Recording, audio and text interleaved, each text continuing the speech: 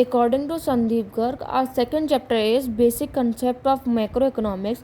उससे पहले पढ़ने से अपने दो टॉपिक रह गए थे सर्कुलर फ्लो ऑफ इनकम में, leakage and injection. Leakage refer to the withdrawal of money from the circular flow, मतलब अपने पैसे विड्रॉल करना सर्कुलर फ्लो ऑफ इनकम से. Example of leakage in different types of economics: two sector economy without financial market, no leakage. Two sector economy with financial market, saving. Two three sector economy, saving plus tax. Four sector economy, saving plus tax minus imports. मैंने आपको बताया था कि there are four types of economy: household, firm, government and foreign. An injection refer to the introduction of economy into the circular flow. Example of injection in different types of economics: two sector economy without financial market, no injection. Two sector economy with financial market, investment. Three sector economy, investment, government, expenses. Four sector economy, investment plus government plus exports. All capital goods are producer goods, but all producer goods are not capital goods. तो ये अपने कुछ topics complete हो गए. अपना first chapter complete होता है circular flow of income. तो अब अपन स्टार्ट करते हैं अपना सेकेंड चैप्टर, जो कि है basic concept of macroeconomics. Okay. Domestic territory refers to geographical territory administered by government within which person, goods and capital circulates freely.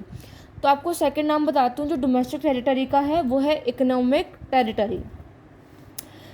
Domestic territory means the political frontiers of a country. However, for the purpose of national income accounting, it is used in a wider sense known as economic territory. In addition to political frontiers, domestic territory also include ships and aircraft owned and operated by normal residents between two and more countries, fishing vessels and oil and natural gases, embassies, consulates and military establishment of a country located abroad.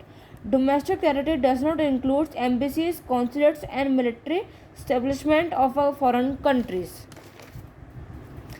Normal resident.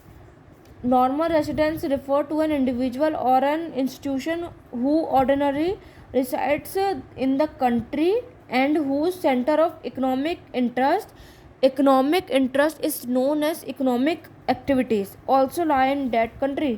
Center of economic interest implies two things: the resident lives or is located within the domestic territory, and the resident carries out basic economic activity of earning, spending and accumulation for the location. अब पढ़ेंगे citizenship. It is a legal concept based on the place of birth of a person or some legal provisions allowing a person to become a citizen.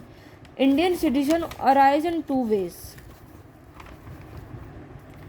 When a person is born in India, he acquires automatic citizenship of India. A person born outside India and applies for citizenship, and Indian law allows him to become an Indian citizen. Residentship. It is an economic concept based on the economic activities performed by a person. Concept of domestic territory and normal resident. Domestic territory includes production activity of production unit located in the economic territory in respect of the fact of whether carried out by resident or non-resident. The money value of domestic product is termed as domestic income. तो अब पढ़ेंगे normal territory. Normal resident, normal person, national income. National product includes production activities of a normal resident in respective of fact whether performed within economic and territory outside it. अब अपन पढ़ेंगे factor income and transfer income. Factor income are those income they are earning income. जैसे it refer to income received by the factor of production by factor service in the production process. Transfer income क्या होती है? It refers to income received without any productive service in return. It included in both national and domestic. Neither includes national and domestic. It is earning concept, it is receipt concept. It is received by factor of production, it is received by household and the government. For example, rent, wages, interest, profit are example of factor income. Scholarship, old age pension, unemployment, pocket money are example of transfer income. Now we will learn about the goods. There are 4 types of goods: final goods, intermediate goods, consumption goods, and capital good. So first we will learn about final goods. Final goods are those goods which are ready to use and ready to sell outside the boundary line of production. Means कोई ऐसा product है जो अब ready to cell है, उसको अपन cell कर सकते हैं और वो प्रोडक्ट पूरा रेडी हो चुका है. Intermediate goods are those goods which are not ready to use and ready to sell, which are inside the production line of boundary. Means intermediate goods are वो हैं कि जो अभी प्रोडक्ट अच्छे से नहीं बने, उनकी प्रोडक्शन अभी हो रही है, मीन्स अभी चल रही है, तो अभी वो रेडी टू सेल भी नहीं है और उन प्रोडक्ट्स को अपन यूज़ भी नहीं कर सकते. Consumption goods are of 4 types: durable, semi durable, service and non durable. Durable plus 1 year. For example with जो अपन 1 साल से ज़्यादा यूज़ कर सकते हैं, जैसे fridge, TV, we can use plus 1 year. Semi durable which are less than 1 year.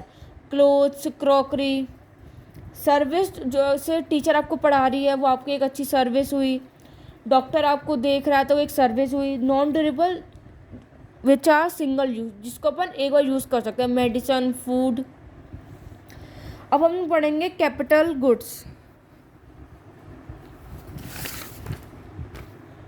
Feature of capital goods: such goods should have a long span of time. They should be durable in nature. These goods are used in the production process directly. These are of high value as per the scale of business. Such goods depreciate with the time and use. It should be a fixed asset. So ये था. अब classification of investment. Investment, fix investment, inventory investment, gross investment, net investment. और net investment equals to gross investment minus depreciation. तो investment: addition made to the physical stock of capital during a period of time is called investment. It also called capital formation. Fixed investment: it refer to expenditure done on purchasing fixed assets. Inventory investment: it refer to expenditure done on purchasing of raw material and processing them into a finished good. Gross domestic: the total addition made to the capital stock, fixed plus inventory, of a economy in the given period is termed as a gross investment. It includes depreciation. Net investment: the actual addition is made to the capital stock of economy in the given period is a term as net investment. It includes depreciation. Concept of depreciation: depreciation, it refers to fall in the value of fixed assets due to the normal wear tear, passage of time और executive obsolescence.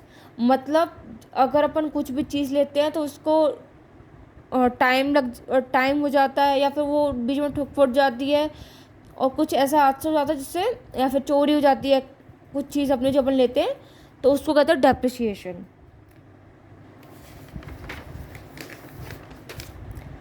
So this was about our circular flow of income and basic concept of income. So next blog में मिलते हैं national income. Thank you so much for watching. Keep smiling, keep growing and keep glowing.